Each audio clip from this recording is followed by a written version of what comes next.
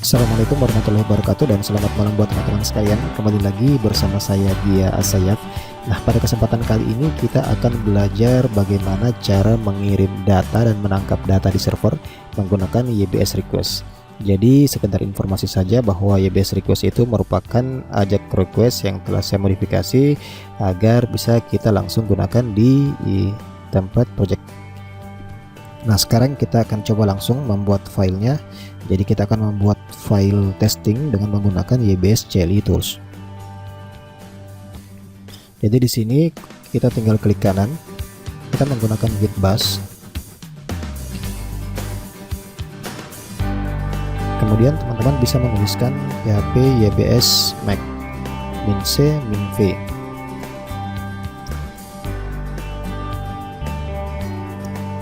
Jadi min c ini itu membentuk file controller dan min v ini membentuk file view. Nah, di sini kemudian saya masukkan nama foldernya, kemudian nama filenya. Jadi saya akan buat nama folder sampel, kemudian nama file test request. Oke, jadi sampel test request telah jadi. Kita bisa cek filenya di sini di controller, kemudian sampel test request. Kemudian kita juga bisa cek file view-nya di sini, sampel test request view. Nah, oke. Nah, sekarang kita akan coba menjalankan URL-nya. Kita tes dulu.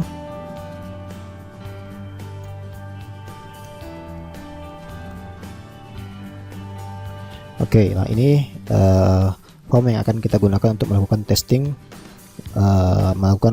testing request ke server. Oke, jadi di sini jadi ada dua kondisi. Kita akan mengirim data ke server menggunakan tag form dan tanpa tag form. Jadi kita bisa pada contoh pertama ini kita langsung mengirim data ke server tanpa menggunakan tag form. Jadi di sini kita bisa tulis script. Nah, di sini kita bisa langsung menjalankan fungsi YBS request, tapi kita bungkus dalam sebuah function agar tidak langsung dijalankan ketika form ini diakses.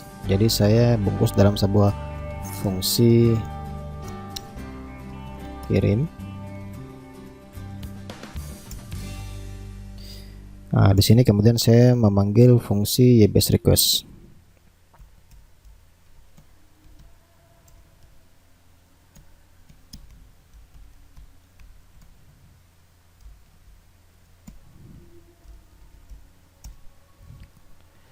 Nah, untuk menjalankan YBS request, teman-teman harus men-set metodenya.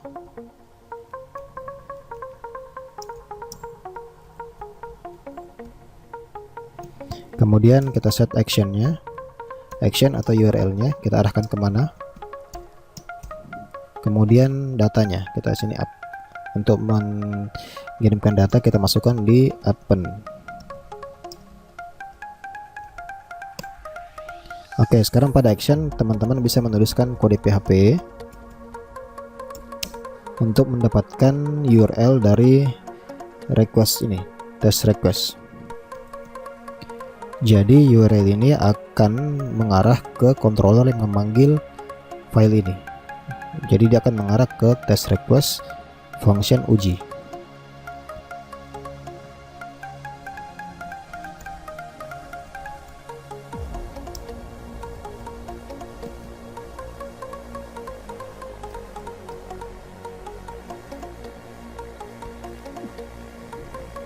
Oke, nah di sini formnya.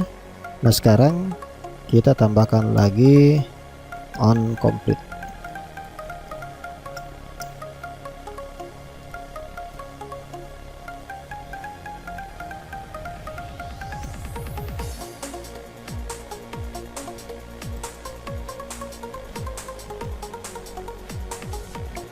Oke, jadi ketika request berhasil dilakukan dan ada balasan dari server, maka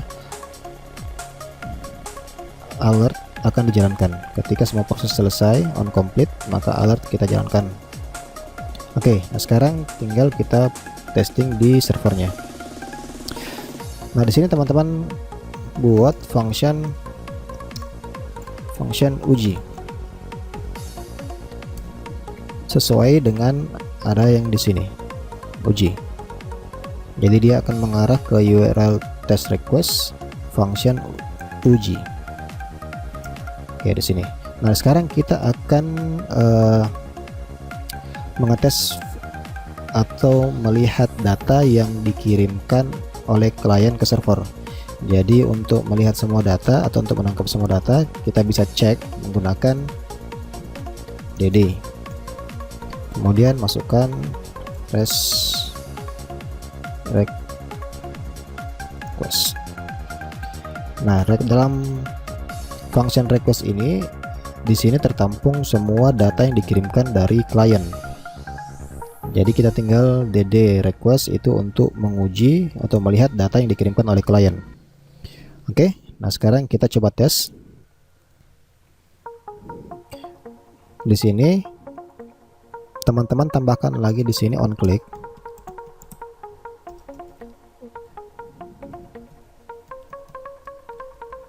Nah seperti ini. Jadi ketika tombol diklik itu akan menjalankan function kirim, kemudian akan menjalankan base request.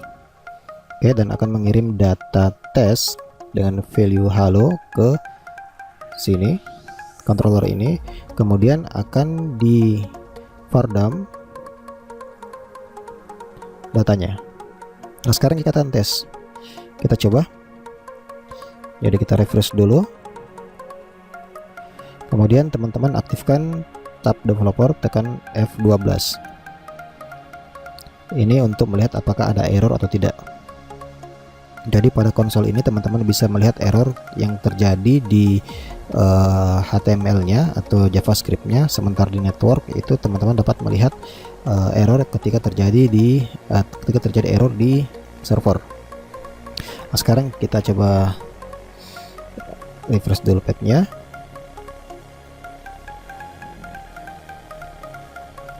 Nah biar kelihatan, teman-teman bisa menonaktifkan, kemudian tekan lagi kembali untuk clear, atau bisa juga teman-teman clear melalui di sini. Sekarang kita akan tes. Oke, jadi di sini alertnya sudah muncul, berarti proses sudah selesai. Nah sekarang kita lihat dari ini requestnya, kita lihat respon dari server. Nah respon dari server ada data, ada variabel test, dalam variabel test ada halo, jadi dia ngirim dalam bentuk array. Oke, nah sampai di sini ini kita sudah berhasil mengirim data ke server. Misal kita ingin menambah data lagi, teman-teman bisa tambahkan di sini. Jadi di sini teman-teman bisa tambahkan banyak data, tinggal kita beri koma biar kelihatan. Misal saya beri nama username,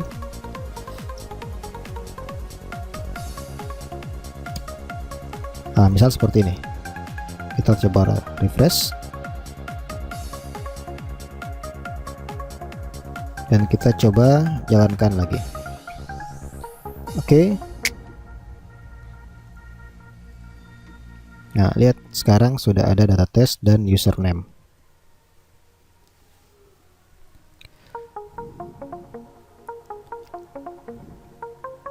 Nah sekarang bagaimana cara kalau teman-teman ingin memberikan message atau menampilkan message ketika base request ini mengirim data ke server. Jadi sekarang kita akan coba menggunakan kelas respon.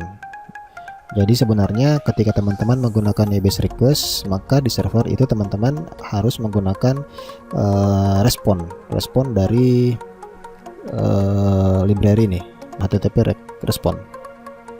Oke, nah kita coba. Kita akan coba menampilkan pesan.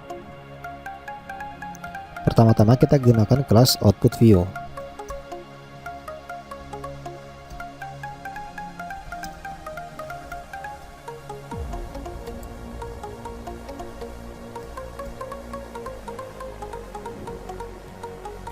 Oke, jadi di sini kita akan menampilkan pesan data berhasil ditangkap.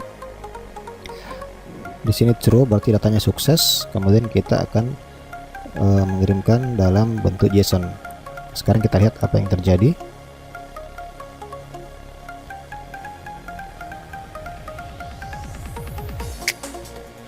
Oke, teman-teman lihat di sini, ini muncul pesan seperti ini, data berhasil ditangkap. Username-nya dia. Oke, sekarang kita nonaktifkan dulu yang di on complete-nya.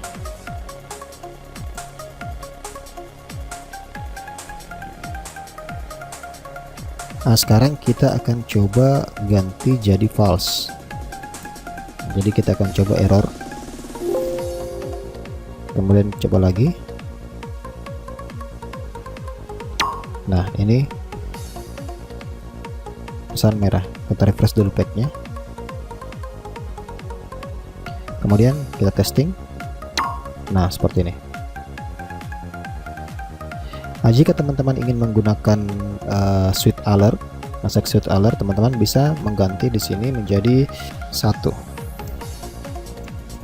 Jadi 1 ini style untuk switch alert, 0 itu style untuk Nasdaq biasa.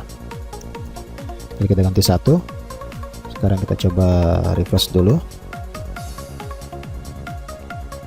Oke, sekarang kita tes.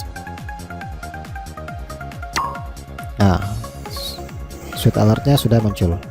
Nah, sekarang kita coba ganti menjadi false true.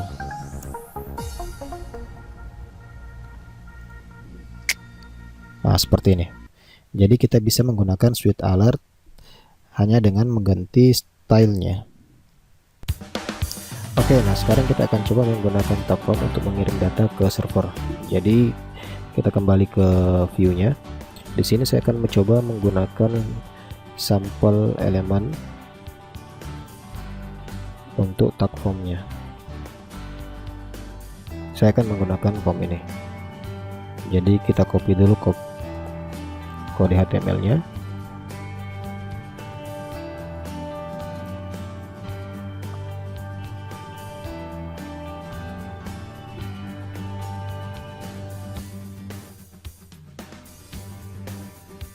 Oke.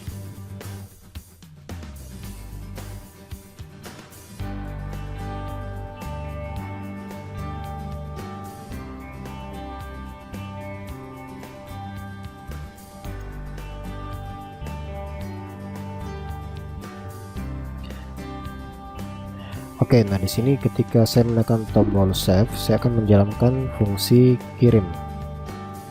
Jadi sini saya buat on click.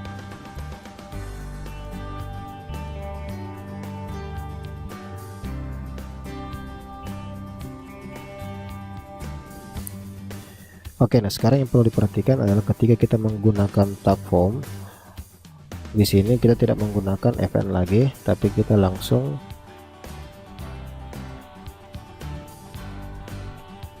menyebutkan ID formnya. Yaitu di sini ID formnya adalah form A. Nah, seperti ini. Kemudian ini tidak kita butuhkan lagi, karena method action dan advanced data ini ada di atas sini. Dari method post action ini URL ini kita pindahkan ke atas.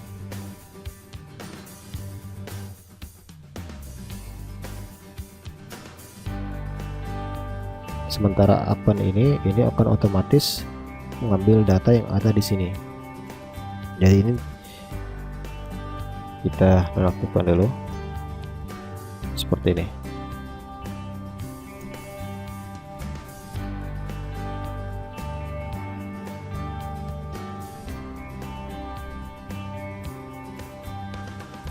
Nah, yang perlu juga diperhatikan adalah bahwa elemen yang akan dikirim adalah elemen yang memiliki name.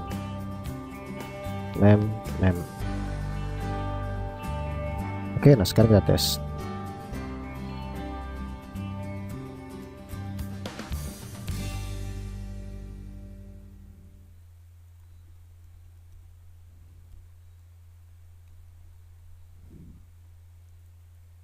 Kemudian kita pastikan juga name ini sama dengan di sini.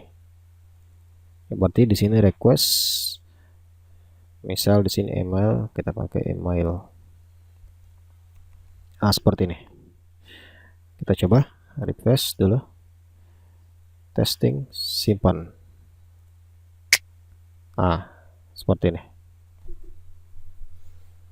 Oke, jadi kita sudah berhasil mengirim data ke server menggunakan form, tag form. Jadi cukup mudah, kita cukup memberikan ID, method, dan action pada formnya. Nah, jika kita ingin menambahkan data selain yang ada di sini, teman-teman bisa menggunakan juga ini. Bisa mengaktifkan kembali ini.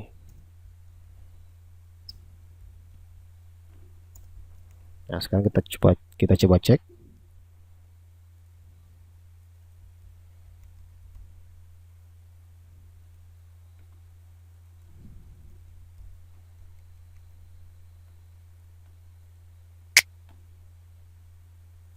Oke. Username dia.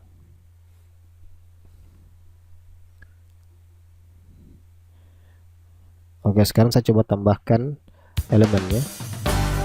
Saya coba tambahkan elemen dari input.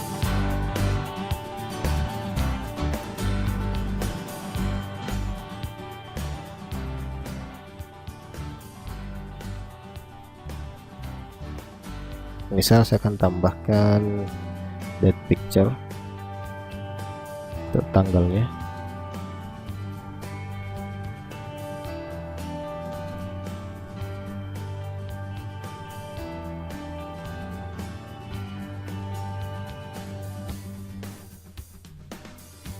Jangan lupa tambahkan juga CSS-nya.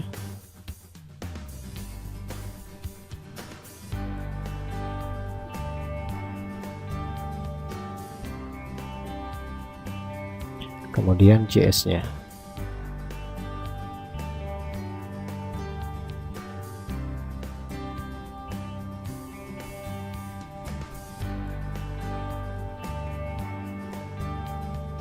Maaf, ini untuk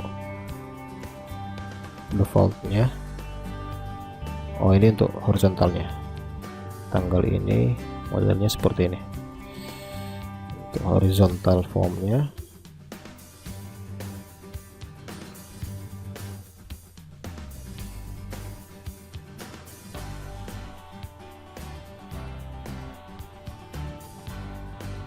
Oke, seperti ini.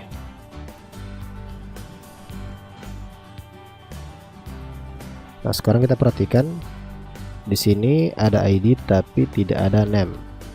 Jadi ketika teman-teman menggunakan seperti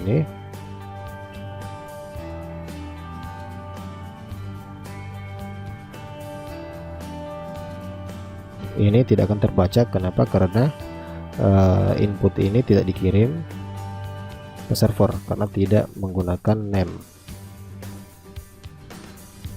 Coba kita tes. Harusnya menampilkan tanggal.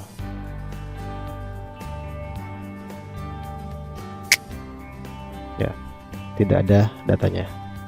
Nah, sekarang kalau kita beri name,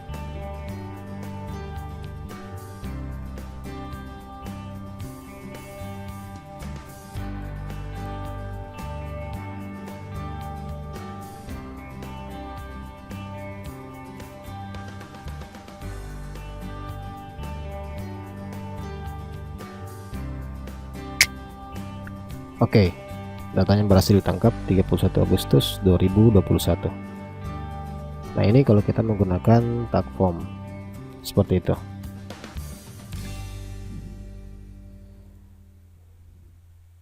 Jadi yang perlu diperhatikan ketika kita menggunakan tag form adalah ID formnya, kemudian metodenya, kemudian actionnya. Kemudian elemen yang akan dikirim ke server itu harus memiliki name. seperti itu. Sementara requestnya, ya base requestnya teman-teman cukup menuliskan seperti ini. Jika tidak ada perubahan seperti ini, kita cukup menuliskan seperti ini.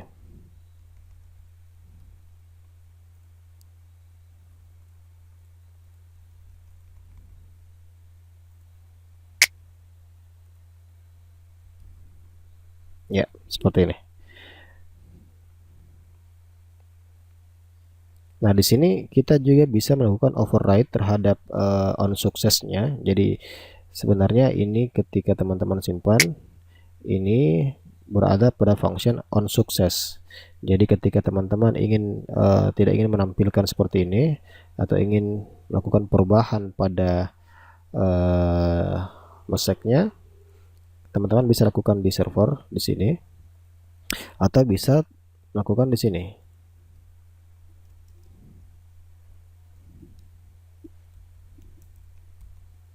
Jadi ini akan menimpa fungsi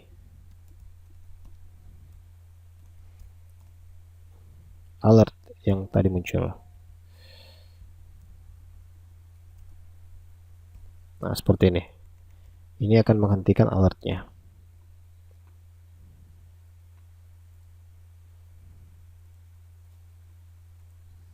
Nah, seperti ini tidak terjadi apa-apa. Kenapa? Karena kita menimpa dengan fungsi baru yang masih kosong.